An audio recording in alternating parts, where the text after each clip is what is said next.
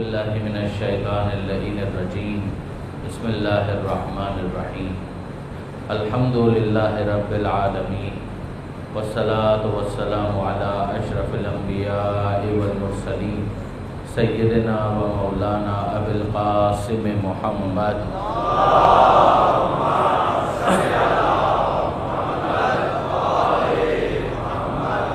وَأَهْلِ بَيْتِهِ الطَّيِّبِينَ الطَّاهِرِينَ الْمَعْصُومِينَ الْمَظْلُومِينَ الْمُنْتَجَبِينَ الْمُنْتَخَبِينَ الْمَيَامِينَ لَا سِيَّمَا لِلْإِمَامِ الْمُنْتَظَرِ وَالْحُجَّةِ الثَّانِيَ عَشَرَ الَّذِينَ أَذْهَبَ اللَّهُ عَنْهُمُ الرِّجْسَ وَطَهَّرَهُمْ تَطْهِيرًا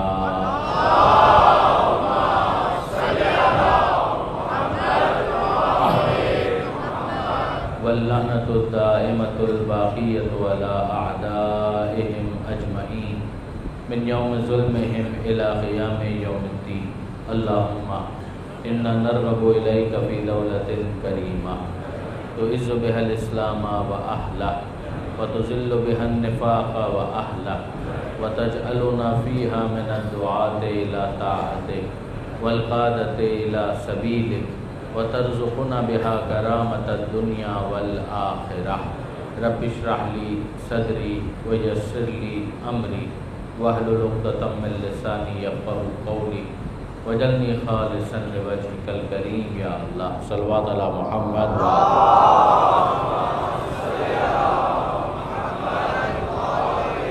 برائے صحت و سلامتی علماء حق بلندتر صلوات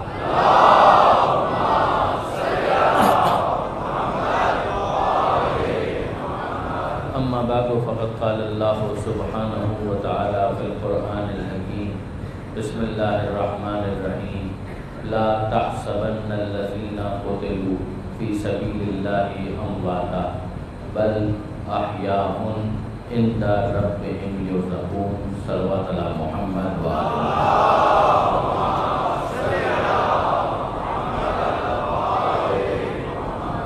برادران عزیز وقاران محترم فلسفہ شہادت یہ ہمارا موضوع ہے کہ جس کے لیے ہم تنقیدات کو استعمال کرنے کی کوشش کر رہے ہیں. جو آیت میں نے آپ کے سامنے تلاوت کرنے کا شرف حاصل کیا سورہ آل عمران کی نسبتاً معروف آیت ہے کہ جس میں پروردگار عالم یہ ارشاد فرماتا ہے کہ لا تحسبن الذین قتلوا گمان بھی نہ کرنا کہ وہ لوگ جو قتل کر دیے گئے فی سبیل اللہ اللہ کی راہ میں ان کے بارے میں یہ گمان بھی نہ کرنا کہ یہ مردہ ہے بل احیاء بلکہ یہ زندہ ہیں عند ربہم یرزقون اور وہ اپنے رب کے پاس مسلسل رزق پا رہے ہیں. یہ پروردگار عالم کے ساتھ کی طرف سے بالکل واضح اور دو ٹوک اعلان ہے کہ جس کے اندر کوئی ابہام کوئی اجمال موجود نہیں ہے. دیکھیے برادران عزیز ہمارا تعلق اس دنیا کے ساتھ کیا ہے. اس تعلق کو سمجھانے کے لیے بہت سی تعبیرات ہیں جو فلاسفہ نے استعمال کی ہیں. بڑی کتابیں اس حوالے سے لکھی ہیں. ایک کتاب جس کی طرف میں آپ کو متوجہ کرنا چاہوں گا خاص طور پر اپنے نوجوان دوستوں کو وہ مرحوم آیت اللہ شہید مرتضیٰ مطہری کی کتاب ہے. اس کتاب کا نام ہی یہ ہے فلسفہ شہادت اور انہوں نے مختلف جہات سے شہادت کے فلسفے پر روشنی ڈالی ہے. ظاہر ہے کہ آپ کے لیے ضروری نہیں ہے کہ آپ ہر بات سے اتفاق کریں مگر ایک فوڈ فار تھاٹ ہے کہ جو اس کتاب کے اندر موجود ہے. واقعاً سرمایہ فکر ہے غور و تفکر کے لیے بہت کچھ اس کتاب کے اندر مواد موجود ہے. اور وہ کتاب ہے بھی بہت بریف یعنی 100 صفحوں سے بھی کم کی وہ کتاب ہے اور A4 سائز کے وہ صفحے نہیں ہیں. یعنی A4 سائز کے صفحوں پر اگر آپ اس کو قیاس کرنا چاہیں تو شاید یہ 40 45 50 صفحے بنے. تو مختصر کتاب ہے اگر اس کتاب کے اندر بہت زیادہ سرمایہ غور و فکر موجود ہے. اس کا اردو ترجمہ بھی اویلیبل ہے اور اس کا انگریزی ٹرانسلیشن بھی آن لائن بھی آپ کو مل جائے گا. اس کتاب میں شہید آیت اللہ مرتضیٰ مطہری اختتام سے کچھ پہلے اس بحث کو ٹچ کرتے ہیں اور اس پر روشنی ڈالتے ہیں کہ ہمارا اس دنیا کے ساتھ کیا تعلق ہے. یعنی ظاہر ہے کہ دنیا ایک ظرف ہے, ظرف مکان ہے اور اس میں ایک خاص ظرف زمان کے لیے ہمیں پلیس کیا گیا ہے, ہمیں رکھا گیا ہے. ہم اس دنیا میں آتے ہیں, اپنا وقت پورا کرتے ہیں اور چلے جاتے ہیں. تو اس دنیا کے ساتھ ہمارا لنک, ہمارا تعلق, ہمارا ریلیشن کیا ہے. یہ وہ سوال ہے کہ جس کو انہوں نے ایڈریس کیا، اور اس سلسلے میں مختلف جو فلاسفیز ایگزسٹ کرتی ہیں ان کا خلاصہ بیان کیا۔ پہلی فلاسفی، پہلا فلسفہ کہ ہمارا دنیا کے ساتھ کیا تعلق ہے، اس کو بیان کرنے کے لیے فلاسفہ ایک مثال بیان کرتے ہیں۔ وہ فرماتے ہیں کہ جو تعلق، بہت آسان سی سامنے کی ایک مثال، کہ جو تعلق پرندے کا پنجرے کے ساتھ ہوتا ہے اور جو تعلق کنویں میں گرے ہوئے انسان کا کنویں کے ساتھ ہوتا ہے، بس ویسا ہی تعلق ہمارا دنیا کے ساتھ ہے۔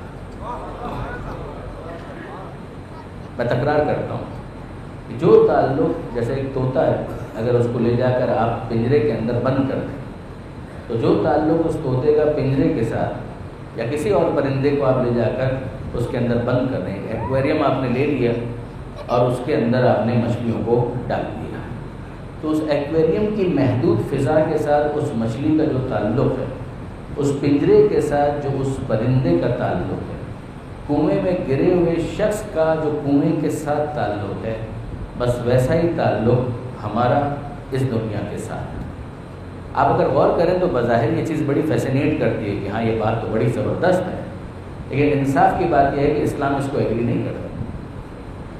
اسلام اس کو ایگری نہیں کرتا، اسلام اس سے اتفاق نہیں کرتا۔ یہ اسلام کی پیش کردہ فلاسفی نہیں، یہ فلاسفی ہے ان افراد کی کہ جو اس طرح سے زندگی کا تصور پیش کرتے ہیں کہ دنیا کچھ نہیں ہے۔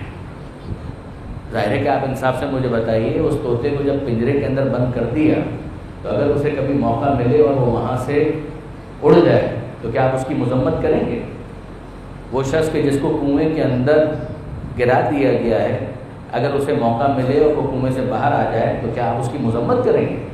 ظاہر ہے کہ یہ قابل مذمت تو نہیں ہے، کنڈمنیشن کے قابل تو نہیں ہے۔ اس کی تو تعریف کی جائے گی کہ اس نے اپنی جان چھڑائی۔ وہ مچھلی کہ جس کو آپ نے ایکویریم کے اندر پابند کر دیا ہے، وہ کسی طریقے سے راہ بنا لی اور باہر نکل جائے اور دریا اور سمندر کی وسعتوں میں تیرنا شروع کر دے تو کیا آپ اس کی مذمت کریں گے؟ آپ کہیں گے کہ بالکل ٹھیک کیا، یہی اس کو کرنا چاہیے تھا۔ اگر برادران عزیز یہی تعلق ہمارا دنیا کے ساتھ ہے تو اس کا نتیجہ یہ ہے کہ خودکشی کو پسندیدہ ہونا چاہیے، کہ ایک انسان جو ہے وہ خودکشی کرے اور اپنے آپ کو اس دنیا کی قید سے آزاد کروا لے۔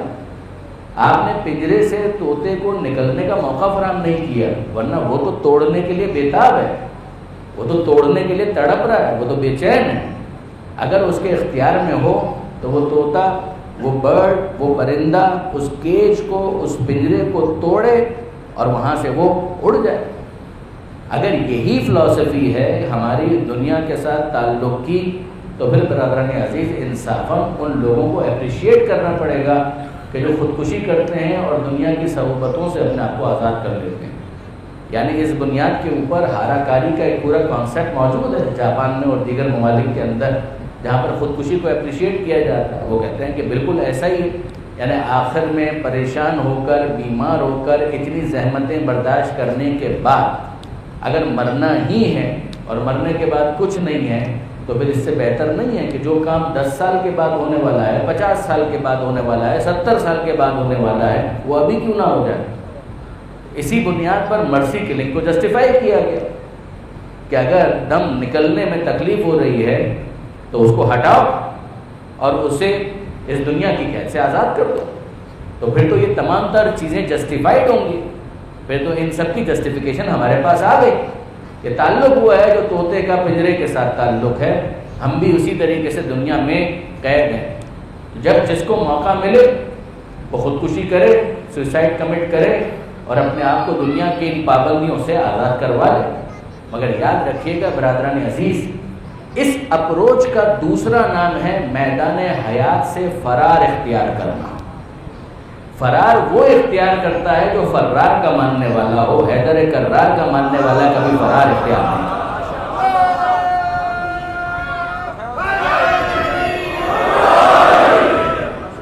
جو میدان جنگ سے کبھی فرار نہ کرتا ہو وہ میدان حیات سے کیوں کر فرار اختیار کرے گا؟ تو جو مولا کا دیا گیا درس ہے وہ تو یہ ہے کہ ڈٹ کر مقابلہ کرو۔ تو یہ ایک فلسفی ہے کہ جس کو بہرحال اسلام اس کے اوپر کراس لگاتا ہے۔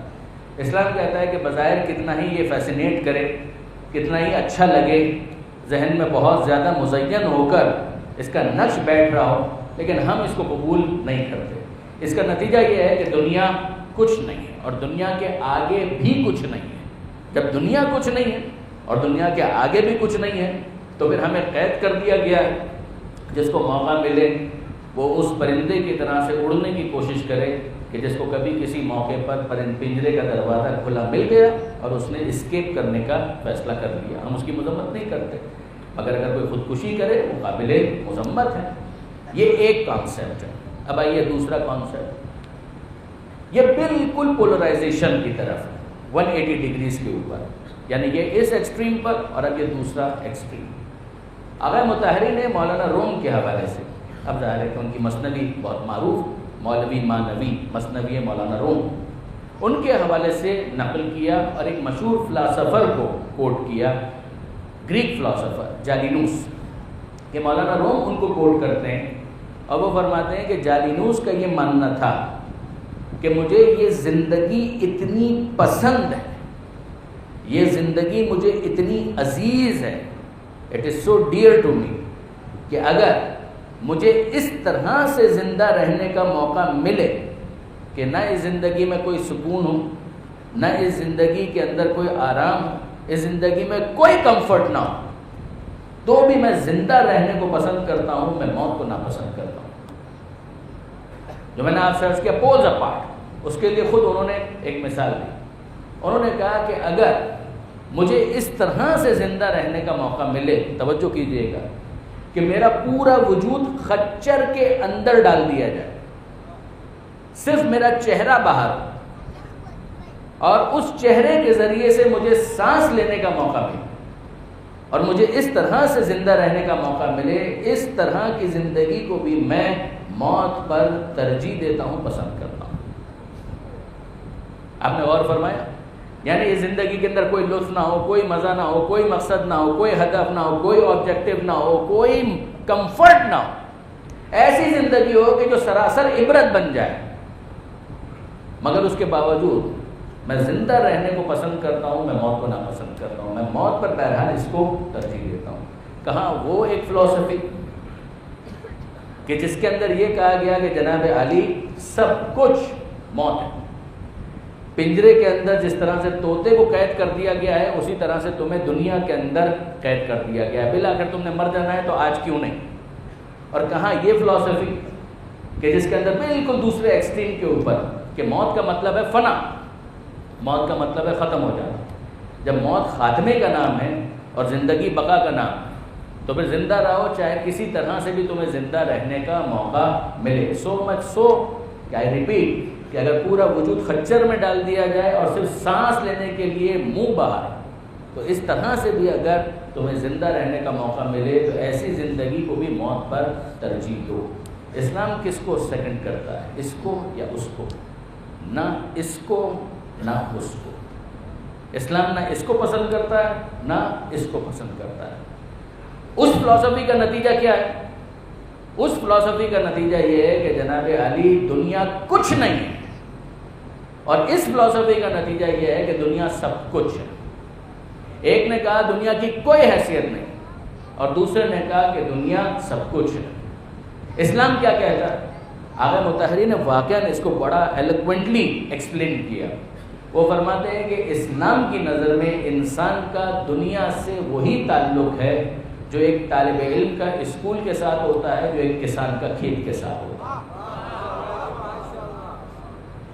ایک طالب علم کا جو اسکول کے ساتھ تعلق ہے، مدرسے کے ساتھ تعلق ہے، جو تعلق اس کا اسکول کے ساتھ ہے، جو تعلق ایک فارمر کا فیلڈ کے ساتھ ہے، ایک کسان کا کھیت کے ساتھ ہے، کا بالکل ویسا ہی تعلق ایک انسان کا دنیا کے ساتھ ہے۔ اس کا مطلب کیا؟ کیا اسکول سب کچھ ہے؟ جواب جی نہیں۔ کیا اسکول کچھ بھی نہیں ہے؟ جواب جی نہیں۔ کیا کھیت سب کچھ ہے؟ جواب جی نہیں۔ کیا کھیت کچھ بھی نہیں ہے؟ جواب جی نہیں۔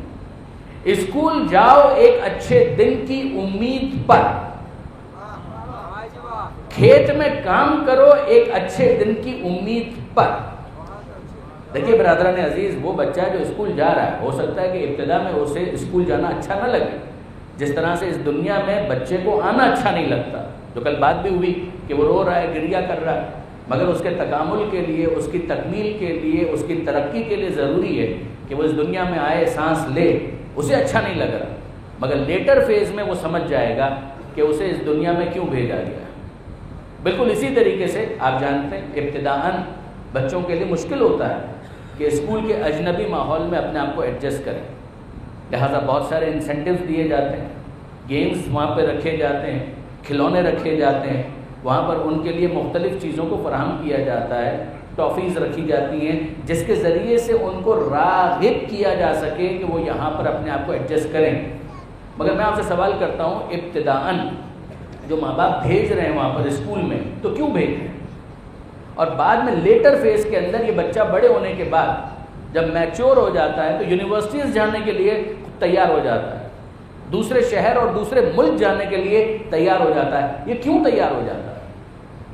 اب تو وہ خود سے جا رہا ہے، اپنے ماں باپ کو چھوڑ کر جا رہا ہے، غمگین بھی ہے، دل دکھاوا بھی ہے کہ اچھا میں ماں باپ سے دور جا رہا ہوں، مگر جا رہا ہے. آسٹریلیا جا رہا ہے، امریکہ جا رہا ہے، کینیڈا جا رہا ہے، ان تمام تر ممالک میں وہ جا رہا ہے. کیوں جا رہا ہے؟ ایک اچھے دن کی امید پر جا رہا ہے. وہ اسکول جا رہا ہے اس لیے نہیں کہ اسکول سب کچھ ہے، اور اس لیے بھی نہیں کہ اسکول کچھ بھی نہیں ہے. وہ اس لیے وہاں پر جا رہا ہے کہ وہ پڑھے گا، لکھے گا، کچھ حاصل کرے گا، اور ایک وہ دن آئے گا جب اسے ڈگری تھما دی جائے گی کہ now you are qualified enough to go back. اب تم اس قابل ہو گئے ہو، واپس جا سکتے ہو. اب میں آپ سے پوچھتا ہوں کہ اگر اس نے اپنی اصل کو فراموش نہیں کیا، اپنی روٹس کو نہیں بھولا، اپنی اوریجن کو اس نے فراموش نہیں کیا، تو وہ کیا کہے گا؟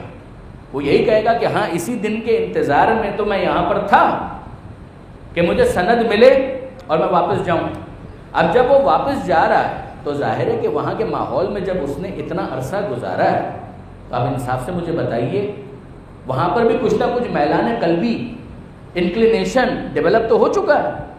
اسکول کے بہت سے کولیگز ہیں، ساتھی ہیں، پیئرز ہیں، کلاس فیلوز ہیں، اساتذہ ہیں، وہ سب ہیں. تو وہاں ان سے اب وہ جدا ہو رہا ہے، اور جدا ہو رہا ہے تو دل دکھی ہو رہا ہے. کیا آپ میں سے کوئی ایک بھی اس کو یہ مشورہ دے گا کہ ہاں بھائی تمہارا 8-10 سال کا ساتھ ہے، لہٰذا آپ اسکول ہی کے اندر رہو؟ آپ میں سے کوئی یہ مشورہ دے گا؟ آپ میں سے کوئی یہ مشورہ نہیں دے گا. آپ یہی کہیں گے کہ ہاں تمہیں دکھ ہونا چاہیے، تمہارے دوست ہیں وہ چھوٹ رہے ہیں، تمہارے اساتذہ ہیں وہ چھوٹ رہے ہیں، تمہیں دکھ ہوگا، مگر تم یہاں آئے کیوں تھے؟ یہاں کے بننے کے لیے یا یہاں کچھ بننے کے لیے؟ تم یہاں کے بننے کے لیے نہیں آئے تھے، یہاں کچھ بننے کے لیے آئے تھے، اور پھر تمہارا تعلق اصلاً جہاں سے ہے وہاں پر تمہیں پلٹ کر جانا تھا. اب جب تم نے وہ سب کچھ حاصل کر لیا کہ جو تمہارا یہاں مقصود تھا، جو تمہارا آبجیکٹو تھا، تو آؤ پلٹ کر واپس آؤ. تمہارے جو اصل رشتہ دار ہیں وہ تمہارے منتظر ہیں، وہ یہ کہہ رہے ہیں پلٹ آ، پلٹ آ، نفس مطمئنہ کے ساتھ پلٹ آ.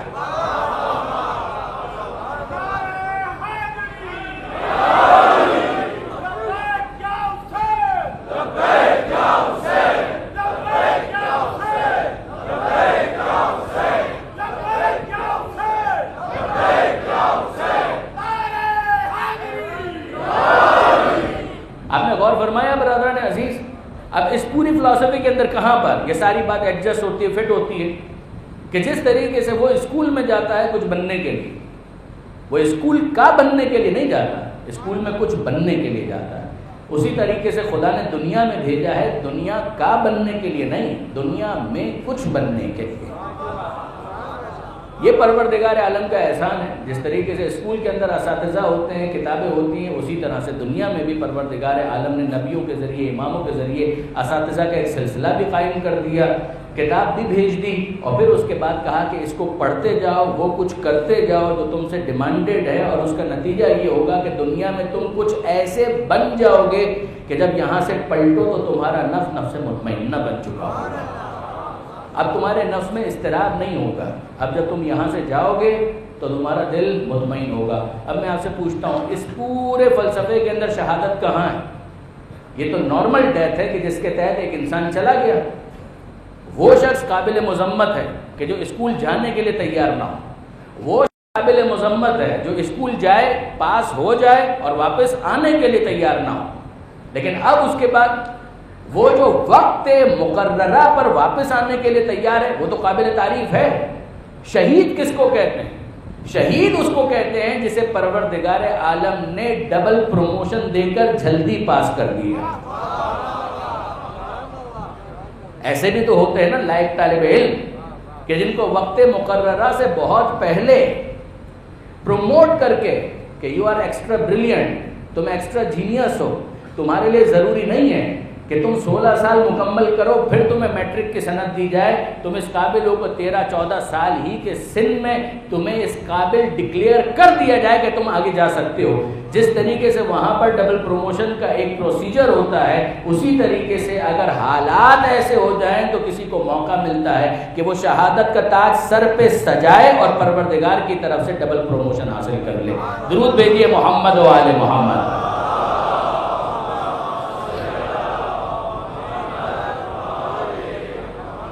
آپ نے غور فرمایا برادران عزیز؟ اب اس کے بعد آگے بڑھیے، وہ جو دوسری مثال تھی کسان، اس کو بھی ذرا دیکھیے۔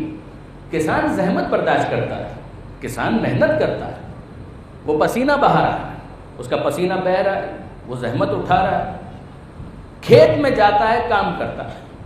آپ غور فرمائیے برادران عزیز، یہ جب کھیت میں کام کر رہا ہے تو کیا اس کو رزلٹ فوراً مل رہا ہے؟ اس کو رزلٹ فوراً نہیں مل رہا ہے، مگر یہ ایک اچھے دن کی امید پر یہ ساری محنتیں کر رہا ہے، یہ ساری زحمتیں وہ برداشت کر رہا ہے ایک اچھے دن کی امید پر کہ آج جو میں محنت کر رہا ہوں اس کا فائدہ مجھے کب حاصل ہوگا؟ کہ جب یہ فصل اگے گی، اس کے بعد اس کا فائدہ مجھے حاصل ہوگا۔ ابھی تو بظاہر اس کا پسینہ بہہ رہا ہے، ابھی تو بظاہر وہ بیج جو اس نے زمین کے اندر ڈال دیے ہیں، ان کے اوپر مٹی ڈال کے، ان کے اوپر پانی ڈال کے گویا اس نے کیچڑ بنا دیا۔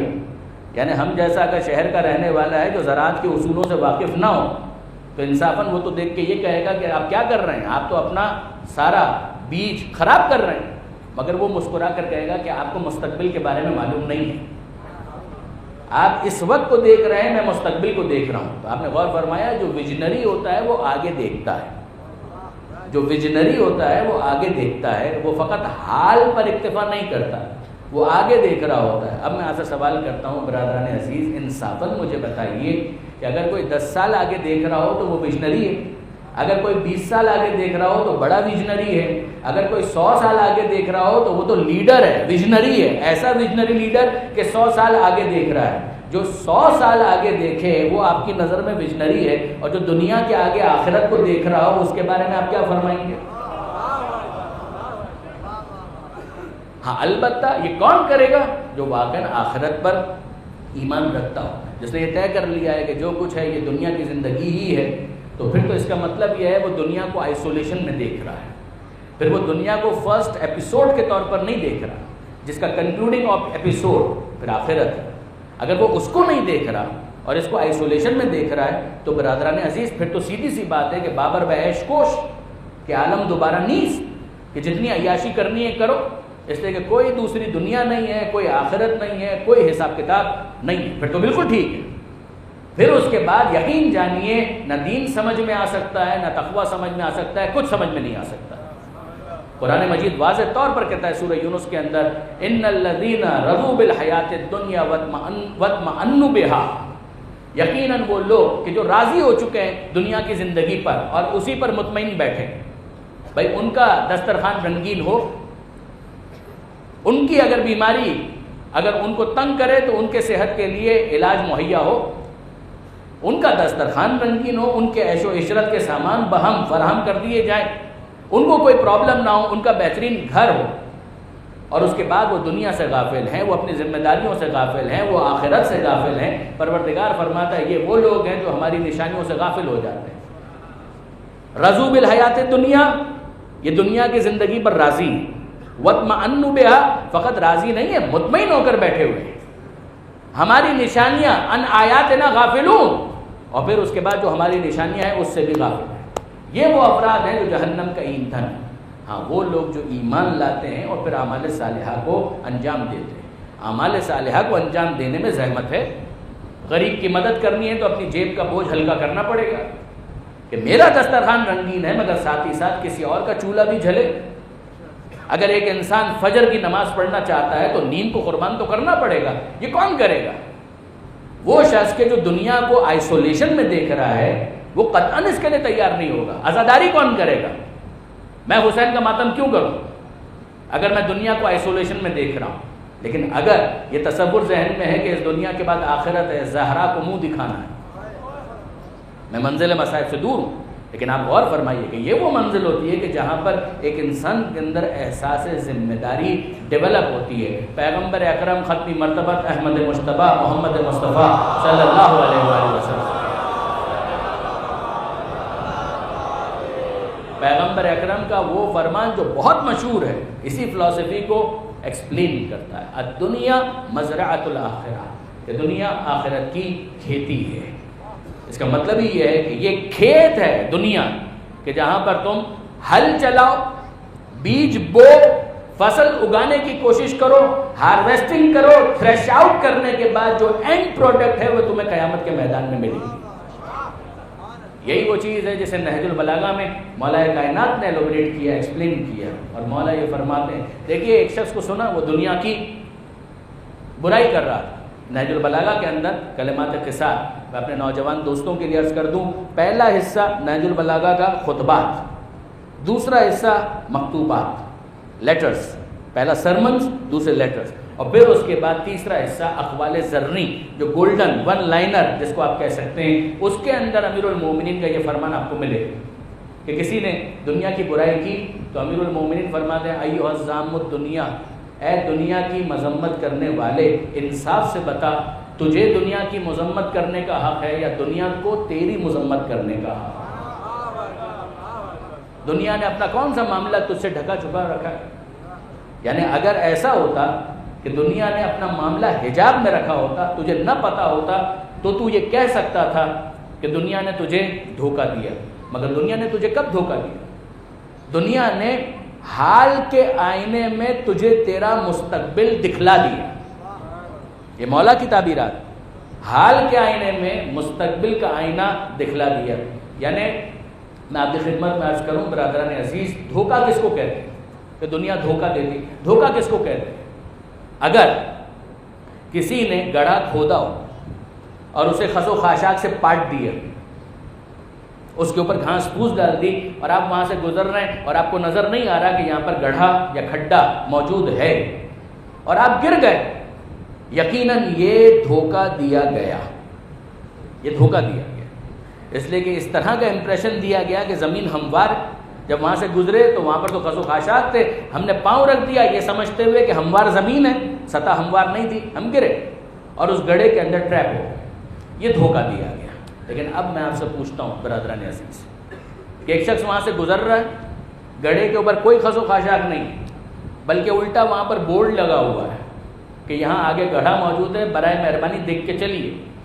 پھر بھی اس کے بعد وہ شخص وہاں سے گزرے دیکھتے ہوئے کہ یہاں پر گڑھا موجود ہے، پھر بھی اس میں اپنا پاؤں ڈالے اور پھر وہ گر جائے اور فریاد کرنا شروع کرے، ارے کسی نے مجھے دھوکہ دے دیا، کسی نے مجھے دھوکہ دے دیا، کسی نے مجھے دھوکہ دے دیا. آپ انصاف سے مجھے بتائیے آپ کیا کہیں گے کہ کسی نے تمہیں کب دھوکہ دیا ہے؟ تم نے خود دھوکہ کھایا ہے، تم نے اپنے آپ کو دھوکہ دیا، کسی اور نے تمہیں دھوکہ نہیں دیا. آپ کہیں گے ایسا کون کرتا ہے؟ مولا فرماتے ہیں دنیا کے اندر ہر غافل انسان یہی کر رہا ہے.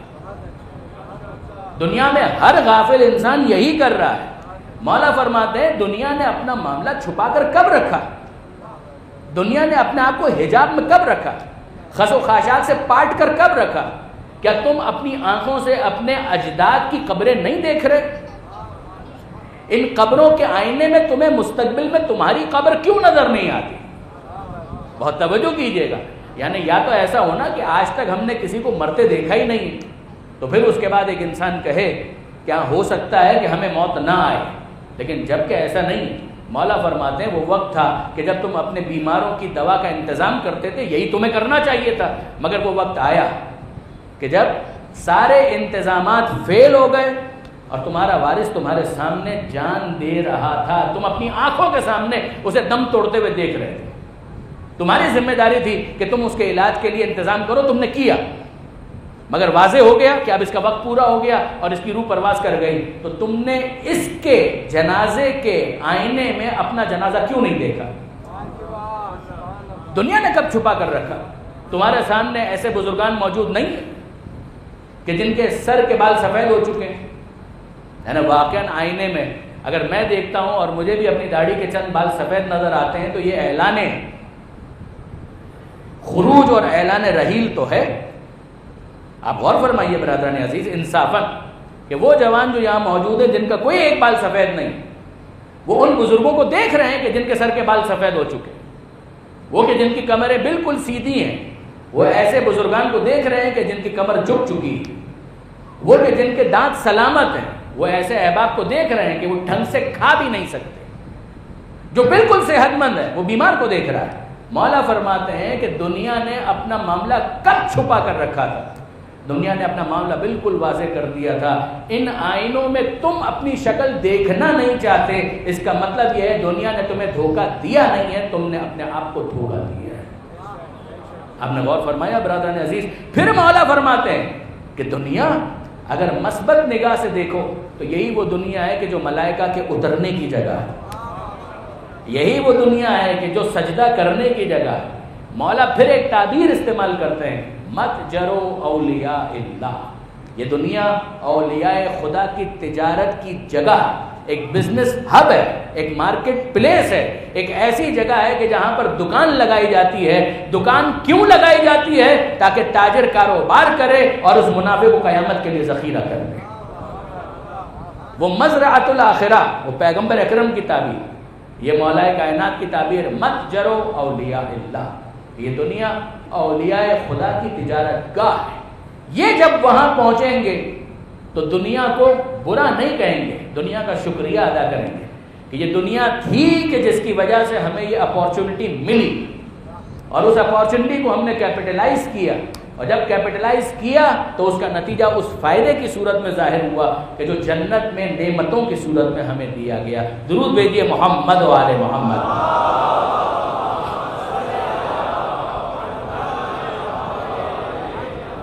اب برادران عزیز توجہ کیجیے گا، اگر یہ توجہ جو دنیا کے حوالے سے امیر المومنین ڈیولپ کرنا چاہتے ہیں، اگر یہ ڈیولپ ہو جائے، اسی کا دوسرا نام ہے تقویٰ۔ اگر کوئی شخص مجھے یہ کہے کہ تقویٰ کس چیز کا نام ہے؟ تقویٰ اس احساس ذمہ داری کا نام ہے کہ دنیا میں پروردگار عالم نے عیش و عشرت اور عیاشی کے لیے نہیں بھیجا، پروردگار عالم نے کسی ذمہ داری کی تکمیل کے لیے اس دنیا کے اندر ہم سب کو بھیجا ہے۔ جو جتنا جلد اس ذمہ داری کی طرف متوجہ ہو جائے گا وہ اتنا بڑا متقی ہے۔ ہاں، ایک جملہ آپ کے ذوق کے بہت قریب ہو کر عرض کر رہا ہوں کہ یاد رکھیے گا، جس میں تقویٰ آتا ہے وہ متقی بنتا ہے، اور جو متقی بنتا ہے وہ صف متقین میں آتا ہے، اور جو صف متقین میں آتا ہے انہی کے امام کو امام المتقین کہا ہے۔ درود بھیجیے محمد و آل محمد۔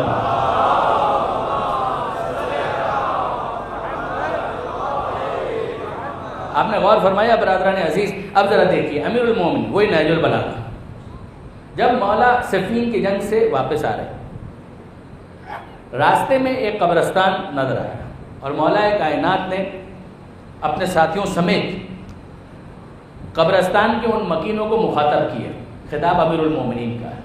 مولا کیا فرما رہے ہیں؟ نہج البلاغہ کے اندر یہ موجود ہے، وہی کلمات قصار کے اندر، اور واقعاً یہ سننے والا جملہ ہے۔ مولا فرماتے ہیں، یا اہل الدیار الموحشہ والمحال المغفرہ والقبور المسلمہ، یا اہل التربہ، یا اہل الغربہ، یا اہل الوحدہ، یا اہل الوحشہ۔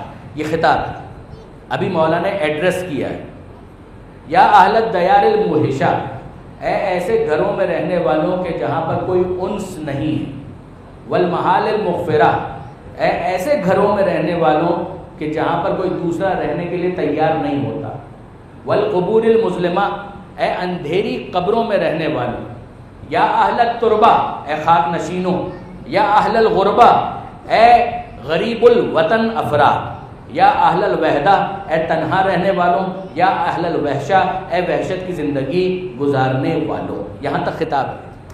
اب اس کے بعد مولا فرماتے ہیں کہ تم میں اور ہم میں اتنا فرق ہے، اور بس اتنا ہی فرق ہے انتم لنا فرط سابق ونحن لکم تبع لاحق. تم اپنے سفر میں آگے بڑھ گئے ہو اور ہم تمہارے پیچھے پیچھے آ رہے ہیں.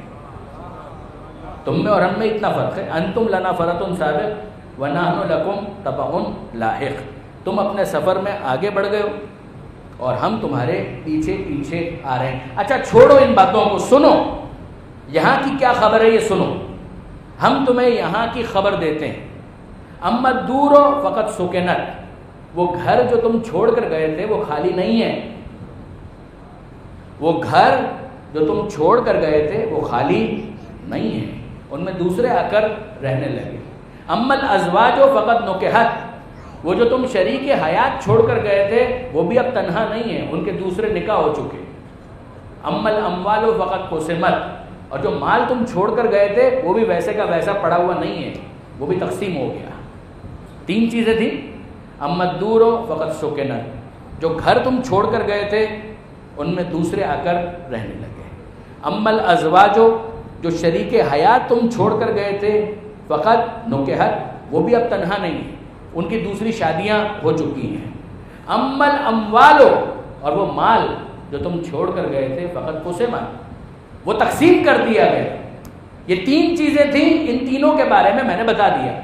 ھذا خبر ما عندنا, یہ تو وہ خبر ہے جو ہمارے پاس ہے. فما خبر ما عندکم, اب تم بتاؤ تمہارے پاس کیا خبر ہے. خبریں سنی آپ نے؟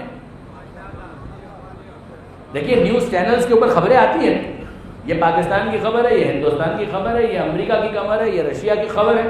یہ ساری خبریں ہم سنا کرتے ہیں. کچھ ہماری اپنی خبریں ہوتی ہیں, کچھ دوسروں کی خبریں ہوتی ہیں. مولا فرماتے ہیں ھذا خبر ما عندنا, یہ وہ خبریں ہیں جو ہمارے پاس ہیں. فما خبر ما عندکم, اب تم بتاؤ کہ تمہارے پاس کیا خبریں ہیں. ثم التفت الی اصحابہ, اس کے بعد مولا نے رخ کیا اپنے ساتھیوں کی طرف اور فرمایا اما لو اذن لهم فی الکلام, یہ بیچارے تو ابھی بول نہیں سک رہے, لیکن اگر انہیں بولنے کی اجازت مل جائے, بہت توجہ کیجیے گا, اما لو اذن لهم فی الکلام, یہ بیچارے بول نہیں پا رہے, لیکن اگر انہیں بولنے کا موقع مل جائے, لاخبروکم, تو یہ تمہیں خبر دیں گے, ان خیر الزاد التقوی, کہ اگر دنیا سے لے جانے کی کوئی چیز تھی تو وہ تقوی کی دولت تھی اور کوئی دوسری چیز نہیں تھی.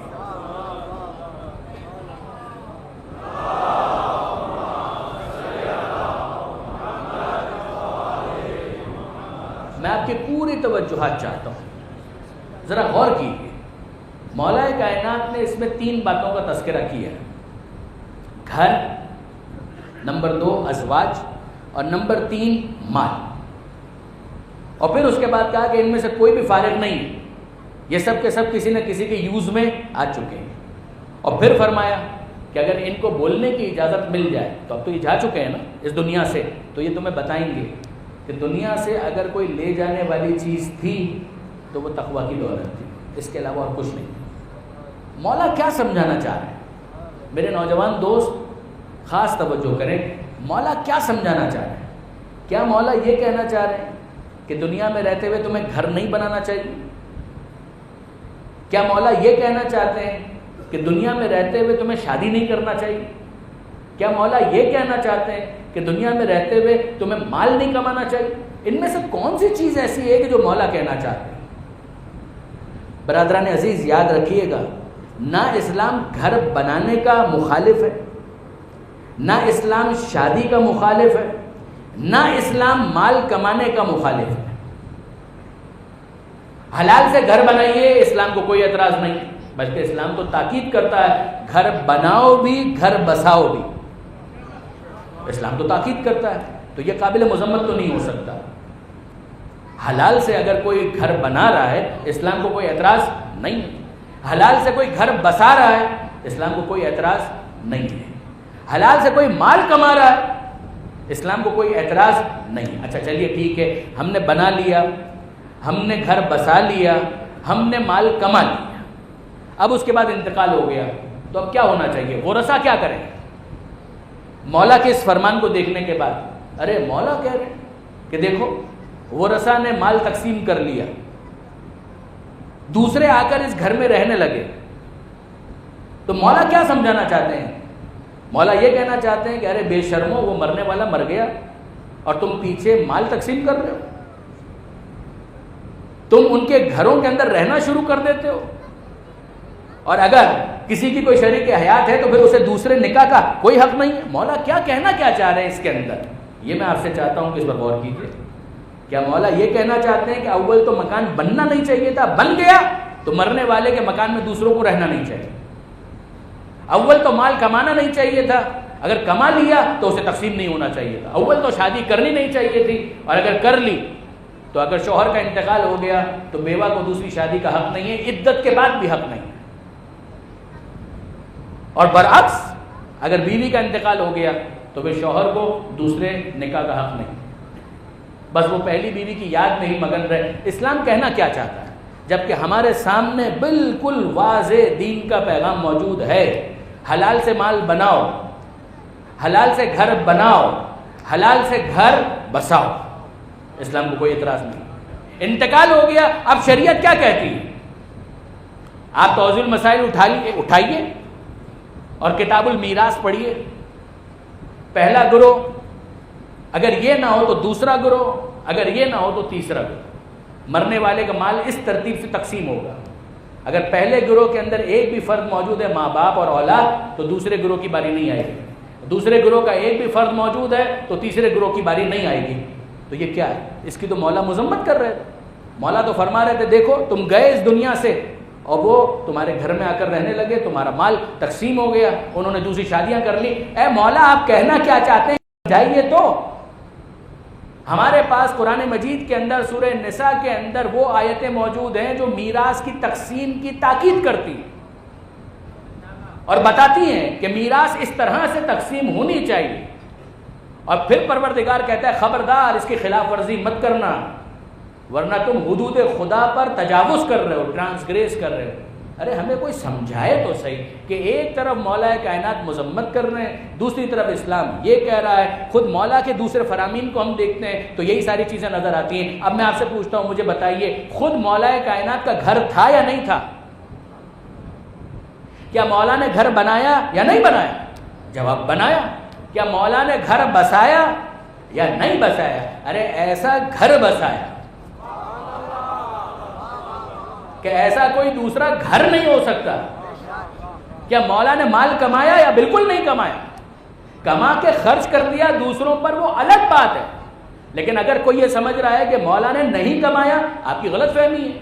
وسائل الشیعہ ہماری حدیث کی وہ کتاب جو درس خارج کا موضوع ہوتا ہے، وسائل الشیعہ کے اندر آپ کو یہ حدیث ملے گی کہ مولا کائنات نے 400 غلام آزاد کیے. نہیں، اتنا جملہ تھوڑی اس مطلب کو واضح کرے گا. 400 غلام آزاد کرنے کے لیے مال چاہیے. ہو سکتا ہے کہ آپ یہ کہیں کہ مولا کے کسی مالدار دوست نے کوئی عطیہ کر دیا ہوگا، کوئی ہدیہ دے دیا ہوگا. نہیں برادران عزیز، وضاحت موجود ہے کہ 400 غلام مولا نے وہ آزاد کیے کہ جن کے لیے مال صرف ہوا اور وہ مال مولا نے اپنے قوت بازو سے کمایا تھا. عجیب بات نہیں؟ ایک طرف مولا کہہ رہے ہیں وہ گھر، اس میں دوسرے آ کر رہنے لگے، وہ ازواج ان کی دوسری شادیاں ہو گئی، وہ مال وہ تقسیم ہو گیا. مولا یہی تو ہونا چاہیے. مولا کہیں گے میں بھی یہی کہہ رہا ہوں کہ یہی ہونا چاہیے تھا، یہی ہوا. میں ان ساکنان قبر کو یہی سمجھانا چاہتا ہوں کہ تمہارے گھر بنانے پر مجھے کوئی اعتراض نہیں تھا، تمہارے گھر بسانے پر بھی ہمیں کوئی اعتراض نہیں تھا، تمہارے شادی کرنے پر بھی ہمیں کوئی اعتراض نہیں تھا. لیکن اگر تم یہ سمجھ رہے تھے کہ جو گھر تم نے بنایا ہے وہ تمہارے ساتھ جائے گا، یو ور رانگ. تم چلے گئے، گھر رہ گیا. اگر تم یہ سمجھ رہے تھے کہ تمہارا مال تمہارے ساتھ جائے گا، دیکھ لو تم چلے گئے، مال رہ گیا. یہی ہونا چاہیے تھا، یہی ہوا. جو تمہارے شریک حیات تھے، اگر تم یہ سمجھ رہے تھے کہ وہ تمہارے ساتھ جائیں گے، تم غلط تھے. تم چلے گئے، وہ رہ گئے. یہی ہونا چاہیے تھا، یہی ہوا. خبر اسی بات کی دی جا رہی ہے کہ دیکھ لو تم اکیلے گئے، نہ تمہارا مال تمہارے ساتھ گیا، نہ تمہارا مکان تمہارے ساتھ گیا، نہ تمہارے ازواج تمہارے ساتھ گئے، ان میں سے کوئی تمہارے ساتھ نہیں گیا. تو ساتھ کون جا سکتا ہے؟ مولا فرماتے ہیں اب اگر تم ان سے پوچھو تو تمہیں یہ خبر دیں گے کہ اگر کوئی چیز ساتھ جا سکتی تھی تو دولت تقوی کے سوا اور کوئی چیز ساتھ نہیں جا سکتی. تو اب مولا کیا کریں؟ مکان نہ بنائے؟ اب بناؤ. مکان تو پھر بھی رہ جائے گا مگر مکان ایسا بناؤ کہ چاہے وہ یہاں پر رہ جائے مگر تمہاری تقوی کی دولت میں اضافہ کر دے. کیا مولا ہم شادی نہ کریں گا؟ شادی کرو مگر شادی اس سے کرو کہ جو تمہارے تقوی کی دولت میں اضافے کا مقدمہ بن جائے. کیا مولا ہم مال نہ کمائے؟ کماؤ مگر مال ایسا کماؤ کہ جس کے نتیجے میں تمہاری تقوی کی دولت میں اضافہ ہو جائے. درود بھیجیے محمد و آل محمد.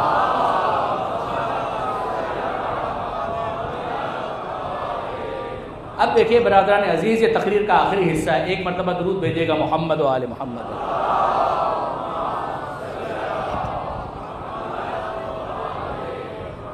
اور میں چاہتا ہوں کہ اس کی تھوڑی سی اور تشریح ہو جائے تاکہ منزل مصائب تک پہنچنے میں ہمارے لیے آسانی ہو. یہ تینوں چیزیں آپ کے لیے واضح ہیں. یہی تینوں چیزیں عام طور پر ٹارگٹ ہوتی ہیں: گھر بنانا، گھر بسانا جس میں شادی بھی ہے، اولاد بھی ہے، مال کمانا تاکہ مستقبل محفوظ ہو جائے، دنیا کا جو بھی محدود مستقبل ہے وہ محفوظ ہو جائے.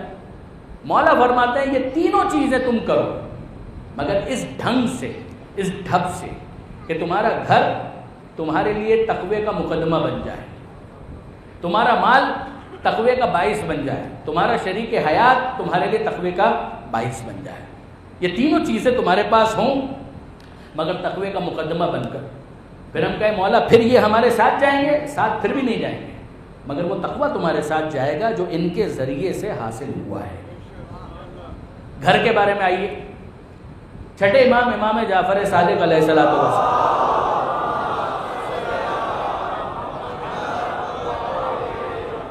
ویسے تو آپ کو اگر عربی بھی آپ تلاش کریں گے تو آپ کو اس کا حوالہ مل جائے گا. سر دست جو فوراً حوالہ میرے ذہن میں آ رہا ہے وہ انوار النجف کا ہے. حضرت علامہ حسین بخش جاڑا کی بہت عمدہ تفسیر، اس کے مقدمے میں یہ حدیث ایک خاص سیاق اور سباق کے ساتھ انہوں نے نقل کی. چھٹے امام کیا فرماتے ہیں؟ امام فرماتے ہیں خبردار اپنے گھروں کو یہودیوں کی طرح قبرستان مت بناؤ. تقوی، گھر اور تقوی. چھٹے امام فرماتے ہیں اپنے گھروں کو یہودیوں کی طرح قبرستان مت بناؤ. یعنی کیا مطلب ہے؟ یہودیوں کا گھر قبرستان ہوتا ہے؟ کیا ہوتا ہے آج کا مجھے نہیں معلوم. یعنی امام جب کہہ رہے تھے ممکن ہے اس موقع پر یہ روش یہود کی رہی ہو.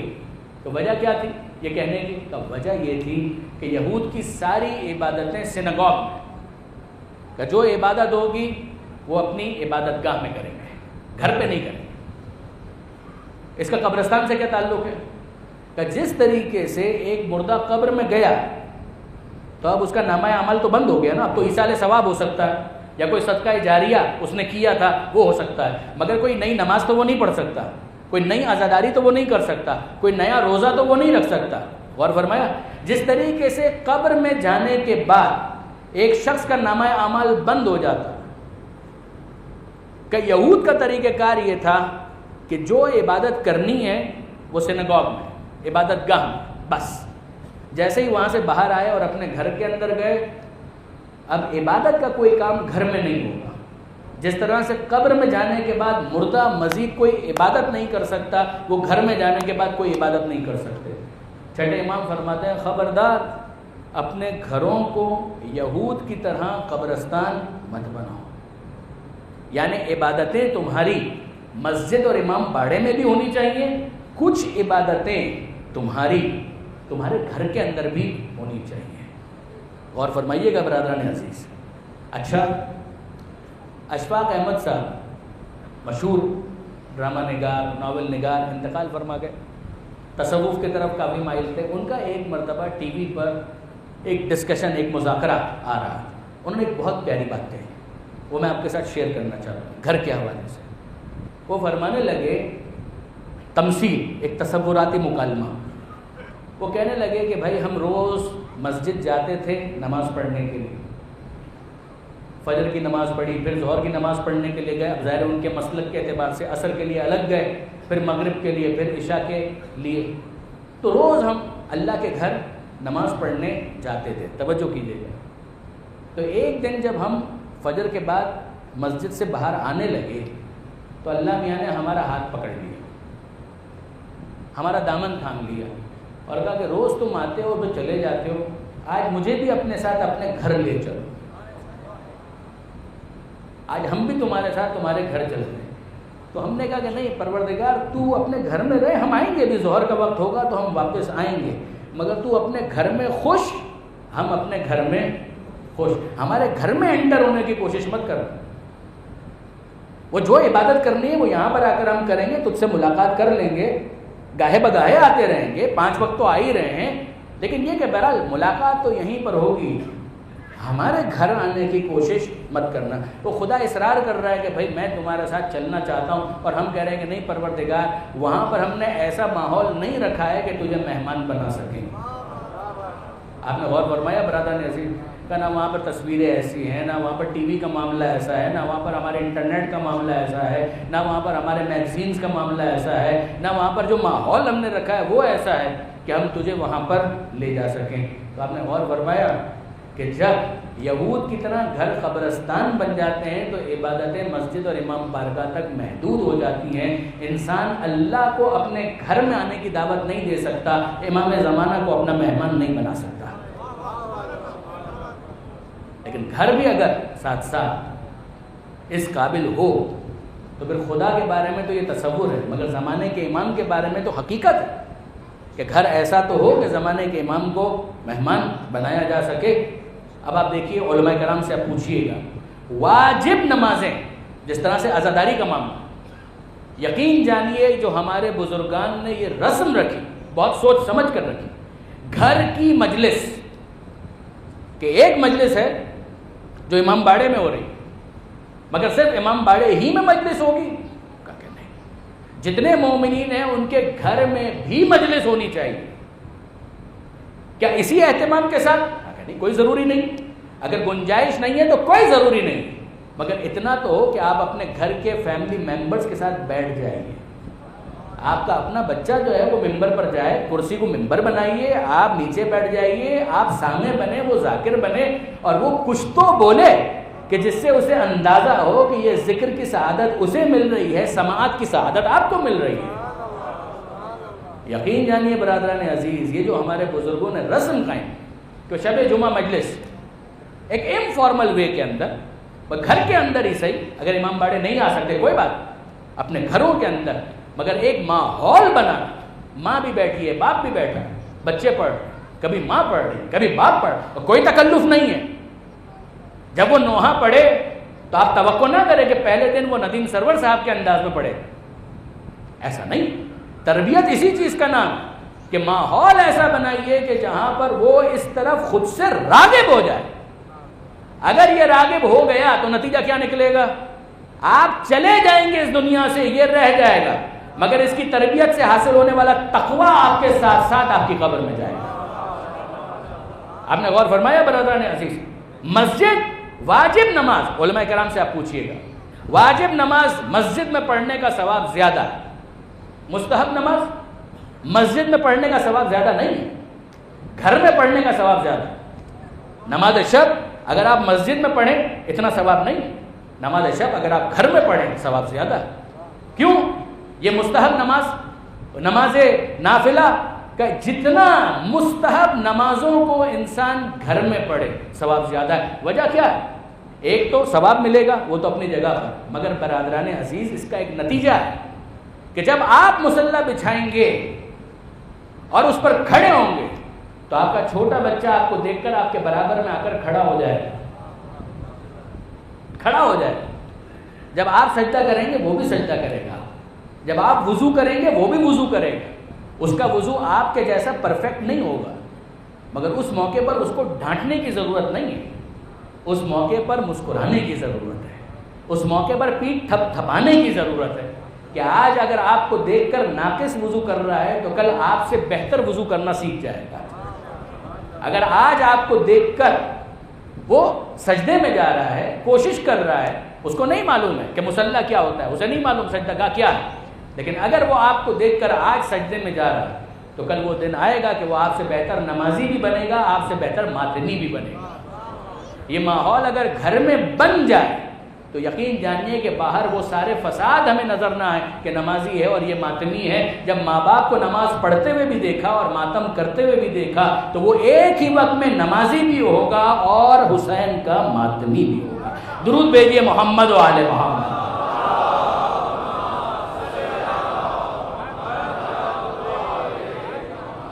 اور ضمناً ایک بات اور عرض کروں, یہ جو بھی میں نے آپ سے گزارش کی کہ وہ آپ کو دیکھ کر آئے گا اور امیٹیٹ کرے گا, یہی بچوں کا انداز ہوتا ہے, طریقہ کار ہوتا ہے کہ وہ ماں باپ کو دیکھتے اور ان کی نقل کرنے کی کوشش کرتے ہیں. مولا کے القاب ایک لقب ہے کرم اللہ وجہہ, جو ہمارے برادران کو بہت پسند ہے اور میں اس کو اپریشیٹ کرتا ہوں, میں اس کو بہت اپریشیٹ کرتا ہوں. کرم اللہ وجہہ یعنی دیگر صحابہ سے بھی ممتاز کرنے کے لیے وہ مولا کا جب ذکر کرتے ہیں تو کہتے ہیں حضرت علی کرم اللہ وجہہ, علی کہ جس کے چہرے پر اللہ کا خاص کرم تھا. یہ لقب کیوں دیا گیا مولا کو؟ تو کہا گیا کہ جناب دیکھیے سب نے بتوں کے آگے سجدہ کیا, علی وہ ہے کہ جس کی پیشانی کسی بت کے آگے جھکی نہیں ہے. ہم نے کہا بہت خوب, یہ تو آپ نے بہت زبردست بات کی.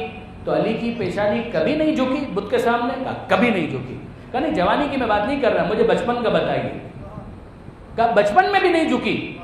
علی نے بچپن میں بھی کسی بت کو سجدہ نہیں کیا. تو اب میں سوال کرتا ہوں کہ آپ کا اپنا مشاہدہ ہے کہ اگر ماں باپ خدا کو سجدہ کریں تو بچے بھی خدا کو سجدہ کرنے لگتے ہیں, ماں باپ اگر مورتی کو سجدہ کریں تو بچے مورتی کو سجدہ کرنے لگتے ہیں.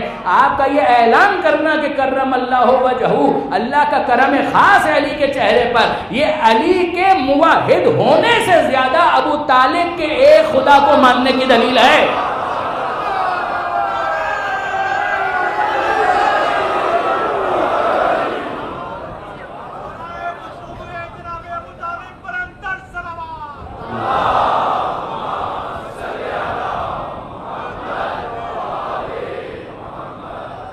آپ نے غور فرمایا برادران عزیز, یہ معاملہ گھر کا. ایک منٹ اور درود بھیجے گا محمد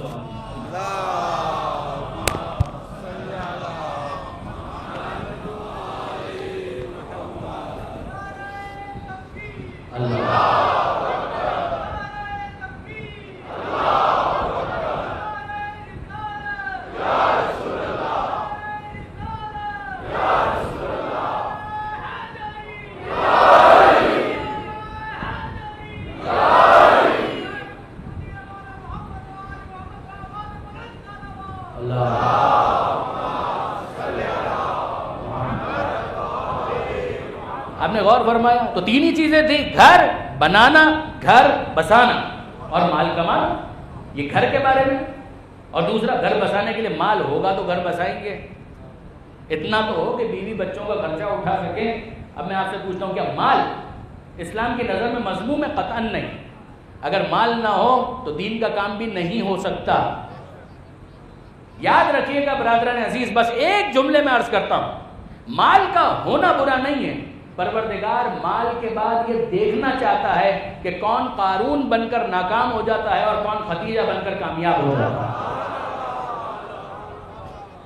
مال قارون کے پاس بھی, مال جناب خدیجہ کے پاس بھی, مگر مال ایسا تو ہو کہ جس کے اوپر پروردگار ناز کر سکے. سورہ والضحیٰ کے اندر جس طرح سے پروردگار عالم نے جناب ابو طالب کی سرپرستی کو خود سے منسوب کیا, اسی طریقے سے جناب خدیجہ کے مال کو خود سے منسوب کیا. وَوَجَدَكَ عَائِلًا فَأَغْنَىٰ, اے حبیب اللہ نے آپ کو تنگ دست پایا تو غنی کر دیا. برادران اہل سنت کی آپ تفاسیر دیکھیں, بڑی بڑی تفاسیر دیکھیں, آپ کو اس کے اندر ملے گا کہ یہ کس کا مال تھا کہ جو اتنا محترم قرار پایا کہ اس کے ذریعے سے پروردگار نے ختمی مرتبت کو غنی کر دیا اور اس مال کو خود سے منسوب کیا. وہ کوئی اور نہیں تھا, مادر فاطمہ جناب خدیجہ کا مال تھا.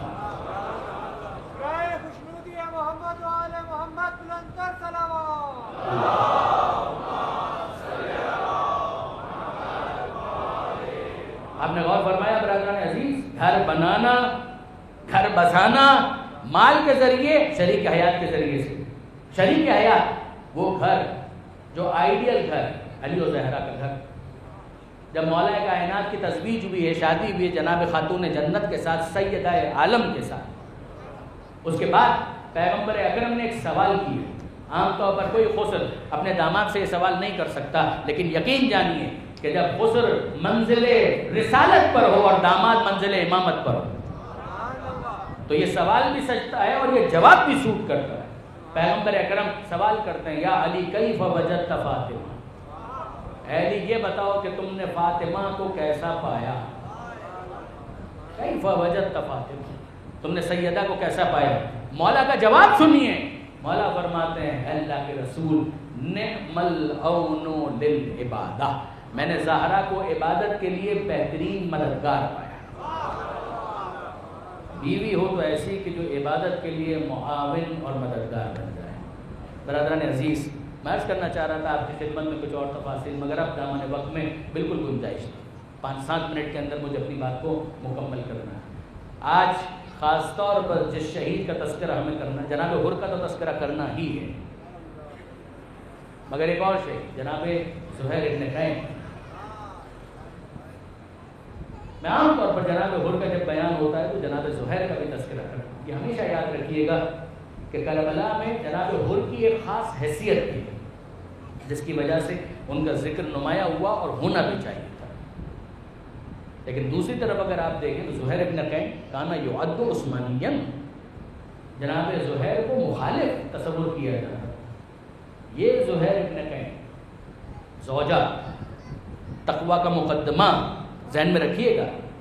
یہ زہیر ابن قین امام 28 رجب کو مدینے سے چلے ہیں، زہیر ساتھ میں نہیں ہے. امام 3 شعبان کو مکہ پہنچ گئے ہیں، امام حسین مکہ میں آ گئے، زہیر ابن قین بھی مکہ میں آ گئے، مگر زہیر ابن قین امام حسین سے ملاقات کے بھی روادار نہیں.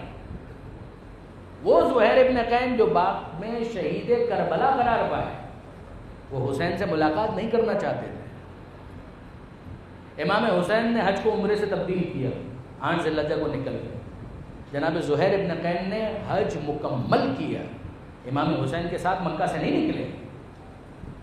حج کر لیا. حج 5 دنوں کا نام ہے، 9، 10، 11، 12، میکسیمم 13، یہ 4-5 دن کہ جس میں حج مکمل ہو جاتا ہے. زہیر ابن قین نے حج کر لیا. زہیر کی فیملی ہے، چند دوست ہیں کہ جو زہیر کے ساتھ ہیں. ان کا سفر تیزی کے ساتھ ہو رہا ہے. امام حسین کے ساتھ قافلہ ہے، وہ قافلہ ہزاروں پر مشتمل نہ ہو لیکن بہرحال ایک بڑی تعداد ہے. لہذا امام کا سفر مختصر وقفے کے ساتھ ہو رہا ہے. اسٹیشن کرنا پڑتا ہے، پڑاؤ ڈالنا پڑتا ہے، منزلیں مقرر ہیں کہ جہاں پر یہ قافلہ ٹھہرایا جائے گا. جس طرح سے عام طور پر قافلوں کے ساتھ ہوتا ہے، اسی طریقے سے امام حسین کا قافلہ مختلف جگہوں پر ٹھہرتا ہوا آگے بڑھ رہا ہے. زہیر ابن قین کا قافلہ بھی ٹھہرتا ہے مگر نسبتاً تیزی کے ساتھ آگے بڑھ رہا ہے. یہاں تک کہ ایک ایسا وقت آیا کہ امام حسین کا قافلہ اور زہیر کا قافلہ ساتھ ساتھ ہو. زہیر کو پتہ چلا کہ جہاں پر میں پڑاؤ ڈالنا چاہ رہا ہوں وہیں پر حسین ابن علی کا قافلہ بھی ٹھہرا ہوا ہے. زہیر کہتے ہیں کہ یہاں پر ہمیں نہیں ٹھہرنا، ہم اگلی منزل کی طرف جائیں. ایسا نہ ہو کہ حسین سے ملاقات ہو جائے. زہیر کی پالیسی کیا ہے؟ زہیر کی پالیسی یہ ہے کہ نہ حسین کا ساتھ دینا چاہتے ہیں، نہ حسین سے لڑنا چاہتے ہیں، نہ یزید کا ساتھ دینا چاہتے ہیں، نہ یزید سے لڑنا چاہتے ہیں. نیوٹرل رہنا چاہتے ہیں. حق اور باطل کے اس معرکے میں نیوٹرل رہنا چاہتے ہیں. زہیر آگے بڑھ گئے. پتہ چلا کہ یہاں پر امام حسین کا قافلہ نہیں ہے، کہا یہاں پر پڑا ہوا ہے. پھر اس کے بعد پتہ چلے کہ امام حسین نے اپنا قافلہ یہیں پر ٹھہرایا ہوا ہے، کہا کہ یہاں پر ہمیں نہیں ٹھہرنا، ہم اگلی منزل کی طرف جائیں گے. یہاں تک کہ ایک ایسی منزل آ گئی کہ اگر یہاں پر پڑاؤ نہ ڈالیں تو اگلی منزل بہت فاصلے پر ہے، بہت دور. لہٰذا زہیر نے کہا کہ اب تو مجبوری ہے، معلوم کرو حسین تو نہیں ہے یہاں پر. کہا کہ ہاں، حسین ابن علی نے بھی اپنا قافلہ یہیں پر ٹھہرایا ہوا ہے. زہیر کہتے ہیں کہ اب مجبوری ہے کہ یہیں پر ٹھہرنا پڑے گا. خیمے لگا دیے گئے. زہیر کے دوست احباب وہ اپنے اپنے خیموں میں چلے گئے اور زہیر ابن قین اپنے مخصوص خیمے کے اندر اپنی زوجہ کے ساتھ کھانا کھا رہے تھے. ہاتھ میں نوالا تھا. خیمے کے پردے پر کسی نے دستک دی. صدا لگائی کہ میں حسین ابن علی فرزند رسول کا پیغام لے کر آیا ہوں زہیر ابن قین کے لیے۔ زہیر کے ہاتھ میں جو نوالا تھا وہ گر گیا۔ زہیر وہ نوالا اپنے منہ لبوں تک حلق تک نہیں لے جا سکے۔ ارے یہی تو وہ چیز تھی کہ جس کو میں اوائڈ کرنا چاہتا ہوں۔ انہیں معلوم ہے کہ حسین ابن علی کا پیغام ہے تو شاید ملاقات کا پیغام ہو۔ زوجہ حجاب میں تھی، کہا قاصد سے کہ اندر آؤ۔ قاصد آیا اور اس قاصد نے کہا کہ فرزند رسول کا پیغام ہے، وہ تم سے ملاقات کرنا چاہتے ہیں۔ زہیر ابن قین کوئی جواب نہیں دیتے اس موقع میں، کوئی جواب نہیں، خاموش رہ گئے۔ یہاں تک کہ وہ زوجہ کہتی ہے ارے فرزند رسول تمہیں بلا رہے ہیں، جا کر سنو تو صحیح کہ وہ کہنا کیا چاہتے ہیں۔ عزیزان ایسی زوجہ ہو تو تقویٰ کا مقدمہ فراہم ہوتا ہے، ورنہ زہیر ابن قین کربلا کے شہداء میں شاید شامل بھی نہ ہوتے۔ جا کے سنو تو صحیح، فرزند رسول تمہیں بلا رہے ہیں، تم جواب بھی نہیں دو گے۔ یہ باتیں ہو رہی تھی، ایسے میں اس قاصد نے آ کر کہا کہ میرے لیے کوئی پیغام ہے، میں کب تک تمہارا انتظار کروں؟ زہیر نے کہا کہ نہیں آپ چلیں، میں پیچھے پیچھے آ رہا ہوں، فرزند رسول نے بلایا ہے تو میں ملاقات تو ضرور کروں۔ زہیر ابن قین گئے امام حسین کے خیمے میں، ملاقات کی، اور جب پلٹ کر واپس آئے تو اپنے سارے ساتھیوں کو جمع کیا۔ اب یہ وہ زہیر ابن قین نہیں تھے، چہرے پر ایک عجیب نور ہے، ایک چہرے پر عجیب چمک ہے، ایک عجیب روشنی ہے زہیر ابن قین کے چہرے پر، مسکراہٹ بھی۔ اپنے تمام ساتھیوں کو مخاطب کیا اور یہ کہا کہ بھائی میں نے تو فیصلہ کر لیا ہے کہ میں فرزند رسول کا ساتھ دیتے ہوئے جامع شہادت نوش کروں گا۔ تاریخ میں نہیں ہے، کم سے کم مجھے نہیں ملا کہ امام حسین کے ساتھ زہیر کی کیا گفتگو ہوئی، مگر یہ فیض نظر کہ حسین ابن علی نے بات کی اور زہیر منقلب ہو گئے اور کہتے ہیں کہ میں نے فیصلہ کر لیا ہے کہ میں فرزند رسول کے ساتھ اپنی جان قربان کروں گا۔ تم میں سے جو میرے ساتھ چلنا چاہے بسم اللہ، ورنہ تمہارا راستہ الگ میرا راستہ الگ۔ اب ایک جملہ کہا زہیر ابن قین نے، وہ بڑا عجیب تھا۔ زہیر کہنے لگے ارے میں نے تو یہ بھی نہیں پہچانا کہ فرزند رسول نے مجھے کتنی عزت دے دی، وہ قاصد کون تھا؟ مجھے بلانے کے لیے فرزند رسول کسی عام شخص کو بھی دیکھ سکتے تھے، مگر ہائے فرزند رسول نے میری کتنی عزت بڑھا دی، مجھے بلانے کے لیے کسی اور کو نہیں، اپنے فرزند شبیہ پیغمبر علی اکبر کو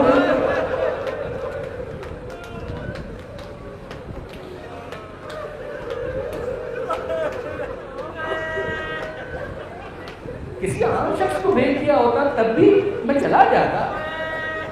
اتنی عزت۔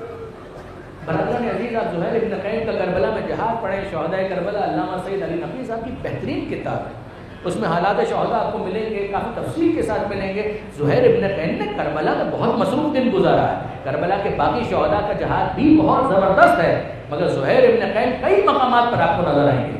یہ زہیر ابن قین جو پہلے مخالف تھے اور بعد میں حسینی بنے، ایسے اور بھی بہت سارے افراد ہیں کہ جنہوں نے کربلا پہنچنے کے بعد، یہ تو کربلا پہنچنے سے بہت پہلے حسینی بن چکے تھے، ہر سے بہت پہلے حسینی بن چکے تھے۔ ہر نے جب راستہ روکا ہے تو زہیر ابن قین حسینی بن چکے تھے، مگر اب آئیے ذرا ہر کے بارے میں سنیے، ہر کا بھی عجیب معاملہ ہے۔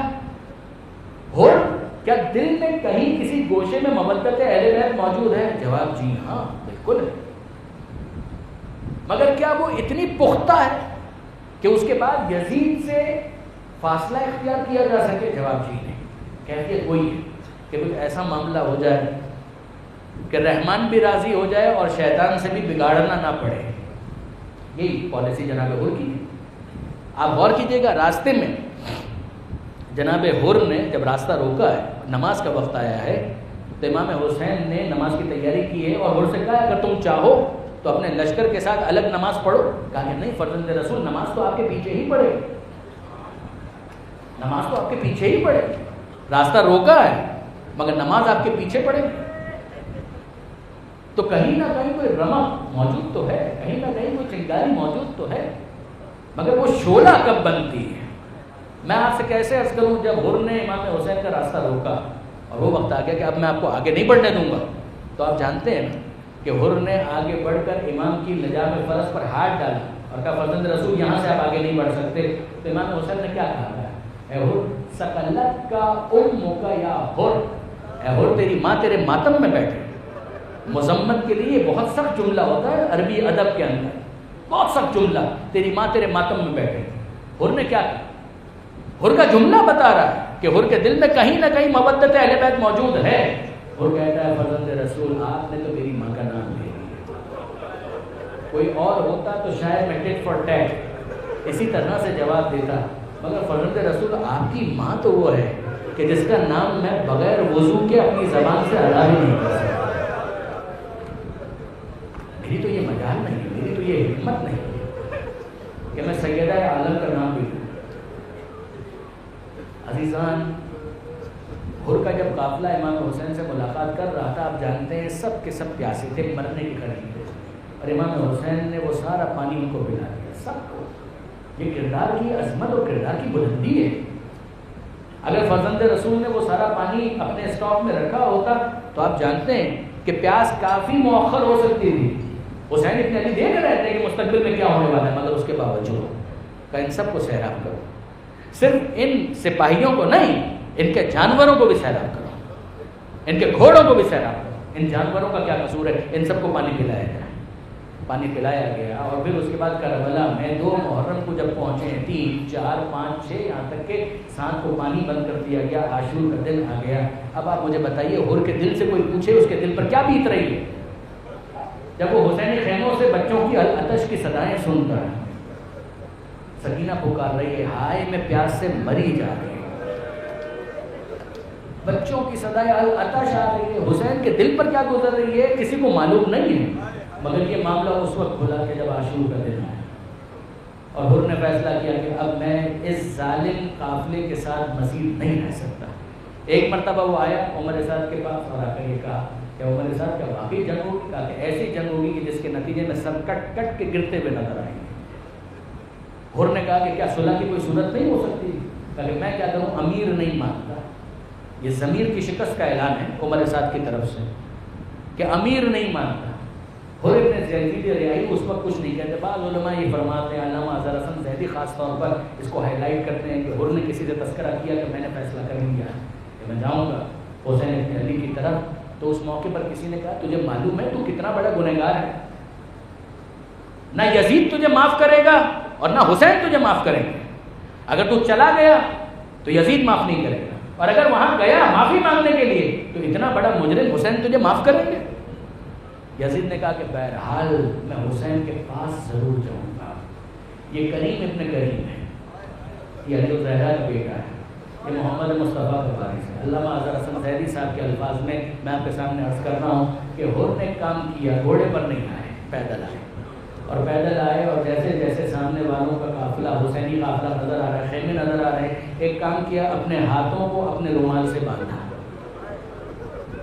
وہاں سے جب دیکھا حضرت ابوالفضل عباس نے، حبیب ابن مظاہر نے کہ کوئی آ رہا ہے تو گمان ہوا کہ کہیں حملہ کرنے تو نہیں آ رہا. سب اپنے گھوڑوں پر بیٹھے اور آگے بڑھے. امام حسین خود گھوڑے پر تھے اور آگے بڑھ رہے تھے. کہا کہ نہیں عباس آہستہ، حبیب ابن مظاہر آہستہ، کوئی اقدام نہ کرے، میرا مہمان آ رہا ہے. جناب حر اپنے ہاتھوں کو باندھ کر، یہ بہت مشکل کام ہے اپنے ہاتھوں سے خود اپنے ہاتھوں کو باندھنا، مگر اپنے ہاتھوں کو باندھا اور دور سے کہا اخطأت یا ابن رسول اللہ، اے رحمت للعالمین کے فرزند، دنیا کا سب سے بڑا گنہگار آپ کی بارگاہ میں آ رہا ہے. قریب آئے اور آ کر اپنے آپ کو حسین کے قدموں میں گرا دیا، حسین کے پیروں کو ہاتھ لگایا اور کہا اخطأت یا ابن رسول اللہ، فرزند رسول بہت بڑی خطا ہو گئی، بہت ہی بڑی خطا ہو گئی. کیا مجھ گنہگار کی توبہ معاف قبول ہو سکتی ہے؟ کیا میرا گناہ معاف ہو سکتا ہے؟ حسین نے جواب کیا دیا، اے میرے بھائی حر، میں نے تجھے معاف کیا، میرے خدا نے بھی تجھے معاف کیا. علامہ اظہر حسن زیدی کہتے ہیں کہ جیسے حسین نے کہا بھائی، بھائی کہہ دیا، وہ دوسرے جتنے ساتھی گھوڑوں پر تھے انہوں نے کہا ہم سے تو بے ادبی ہو گئی، ارے یہ تو حسین کا بھائی ہے. سب کے سب گھوڑے سے اترے، سب گھوڑے سے زمین پر اترے. اور جب گھوڑے سے زمین پر اترے ہیں تو اب کیا ہو رہا ہے؟ حسین تو بھائی کہہ چکے ہیں. حبیب ابن مظاہر آگے بڑھتے ہیں، بغل گیر ہوتے ہیں، مبارکباد دیتے ہیں، اے حر مبارکباد قبول کرو، تو نے باطل کو چھوڑا، حق کے راہ پر آ گیا. حضرت ابوالفضل عباس نے علم کا پھریرا حر کے سر پر کھول دیا. علم کی ہوا حضرت حر تک پہنچی. عباس علمدار نے اپنے سینے سے لگا کر مبارکباد دی. اے حر مبارکباد قبول کر, تو نے حق کو قبول کر لیا. سب آتے ہیں اور مبارکباد دیتے ہیں. حسین نے کیا کہا تھا؟ میرے بھائی. علی اکبر آگے بڑھے, قاسم آگے بڑھے اور کہتے ہیں چچا حر ہمارا سلام قبول کر. یہ جب مبارکباد کا شور بڑھ رہا تھا تو آوازیں خیموں تک گئی اور جناب زینب نے اون محمد کو بلایا. اے اون محمد ذرا ادھر آؤ. کہا جی اماں. کہا یہ باہر شور کیسا ہے, یہ مبارکباد کس کو دی جا رہی ہے؟ اب اون محمد کے معصومیت کے جملے سنیے گا. اون محمد کہتے ہیں اماں وہ جو شخص تھا نا جس نے ہمارا راستہ روکا تھا, وہ جس نے ہمارا راستہ روکا تھا وہ تھا نا اماں, وہ اب ماموں کے پاس آ گیا ہے, ماموں کا ساتھ دینے کے لیے آ گیا ہے. جناب زینب خوش ہوئی اور کہا جاؤ بیٹا یہ تو بڑی خوشی کی خبر ہے. اے اون محمد جاؤ حر کے پاس جاؤ اور جا کر ماموں کہہ کر سلام کرنا. جب حسین نے بھائی کہا ہے تو میرا بھی بھائی, ماموں کہہ کر سلام کرنا, اس سے کم نہیں. اور کہنا اماں دعائیں دے رہی ہیں. جناب اون محمد چھوٹے چھوٹے بچے 7-8 سال کے آئے, وہاں پہنچے جہاں پر جناب حر امام حسین سے اور دیگر ساتھیوں سے بات چیت کر رہے تھے اور وہاں پر کہا ماموں حر ہمارا سلام قبول کیجیے. ماموں حر اماں نے سلام کہلوایا ہے اور کہہ رہی ہیں کہ وہ آپ کو دعائیں دے رہی ہیں. حر کا چہرہ پیلا پڑ گیا, ایک رنگ آتا ہے ایک رنگ جاتا ہے. حر امام حسین کو مخاطب کر کے کہتے ہیں فرزند رسول آپ نے تو معاف کر دیا, آپ سے مجھے یہی توقع تھی, آپ کریم ابن کریم, توقع تو مجھے آپ سے یہی تھی, مگر فرزند رسول مجھے اچھی طرح سے معلوم ہے جب میں نے آپ کا راستہ روکا تھا نا تو ان بیویوں کی محملوں سے رونے کی آواز آئی تھی. میں نے شہزادی زینب کو رلایا ہے. اے فرزند رسول کوئی ایسا انتظام ہو سکتا ہے کہ بی بی زینب مجھے معاف کر دے تاکہ میں سکون سے مر سکوں, میں سکون سے اپنی جان دے سکوں. حسین کہتے ہیں آؤ حر میرے ساتھ آؤ, میرے ساتھ چلو. حر آئے, خیمے کے قریب آئے, خیمے کے باہر حر ہیں, خیمے کے اندر حسین ہے. بیٹی بھی زینب کو بلایا, درمیان میں پردہ ہے اور حسین کہتے ہیں اے زینب حر تم سے کچھ کہنا چاہتا ہے. حر نے کیا جملہ کہا؟ علامہ اظہر حسن زیدی فرماتے ہیں حر نے ایک جملہ کہا بیوی آپ کو آپ کی ماں فاطمہ کی چادر کا واسطہ ہے, آپ کو آپ کی ماں سیدہ ان کی چادر کا واسطہ اس گنہگار کو معاف کر دیجیے. جناب زینب جواب میں کیا کہتی ہیں؟ اے بھائی حر تم تو مجھے شرمندہ کر رہے ہو, یہ کریم کا گھرانہ ہے, یہ کریم گھرانہ, یہ کریموں کا گھرانہ. جناب زینب اگر یہ کہہ دیتی میں نے تجھے معاف کیا وہ بھی کافی تھا, مگر زینب نے یہ نہیں کہا. زینب نے کہا اے حر تم تو مجھے شرمندہ کر رہے ہو. ہاں مگر حر اب ایک مسئلہ تو ہے, بات یہ ہے کہ اگر کوئی اور وقت ہوتا نا تو میں تمہیں اپنا مہمان بناتی, تمہاری دعوت کا انتظام کرتی, تمہارے لیے دسترخوان سجاتی. ارے لیکن آج میں کیا کروں, آج انتظام نہیں ہو سکتا حر. لیکن حر علی کی بیٹی تو اس سے وعدہ کرتی ہے قیامت کا دن ہوگا, میرے بابا کی حکومت ہوگی, علی کی بیٹی تیرے سے وعدہ کرتی ہے کہ تیرے لیے دسترخوان سجائے گی. یہ آج کی دعوت ادھار رہی حر, یہ آج کی دعوت ادھار رہی. قیامت کے میدان میں جنت میں میں زینب تیرے لیے دسترخوان سجاؤں گی, تیری دعوت کروں گی. یہ آج کی دعوت ادھار رہی. زینب کہتی جاتی ہے, حر کی آنکھوں سے آنسو بہتے جاتے ہیں اور اب زینب کہتی ہے ہاں حر اس دنیا میں رہتے ہوئے ایک کام تو علی کی بیٹی ضرور کرے گی. اگر اس بے حیا فوج نے مجھے مہلت دی اور تم سب کے لاشیں کربلا کے میدان میں ہوئے, میں حسین کا ماتم بعد میں کروں گی. میں مقتل میں آ کر تیری لاش پر یا حر کہہ کر, اے بھائی حر کہہ کر مت